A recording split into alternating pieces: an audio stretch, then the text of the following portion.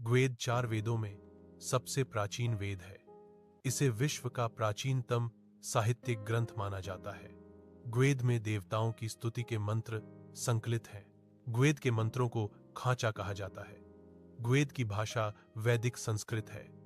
ग्वेद में कुल 10 मंडल हैं। इसमें कुल 1028 सूक्त हैं। ग्वेद में लगभग 552 मंत्र हैं। ग्वेद का संकलन व्यास परंपरा से जोड़ा जाता है। ग्वेद का काल लगभग 1500-1000 ईसा पूर्व माना जाता है। ग्वेद का प्रमुख देवता इंद्र है। इंद्र को वर्षा, युद्ध और शक्ति का देवता माना गया है। अग्नि को देवताओं और मनुष्यों के बीच दूत कहा गया है। सोम देवता से संबंधित अनेक सूक्त हैं।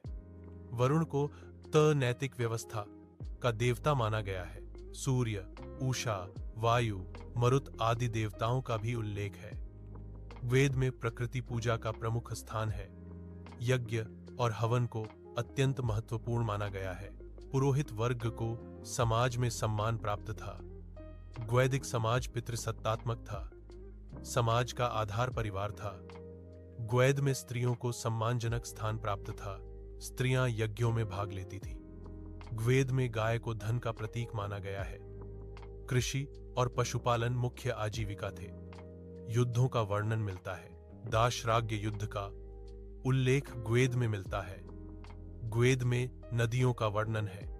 सिंधु नदी का सर्वाधिक महत्व बताया गया है। सरस्वती नदी को पवित्र नदी माना गया है।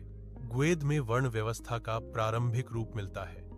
वर्ण जन्म से नहीं, कर्म से निर्धारित होता था। पुरुष सूक्त में 4 वर्णों का उल्लेख है। ग्वेद में शिक्षा का मौखिक परंपरा से प्रसार हुआ। लेखन का प्रयोग नहीं था। धर्म सरल और कर्मकांड रहित था।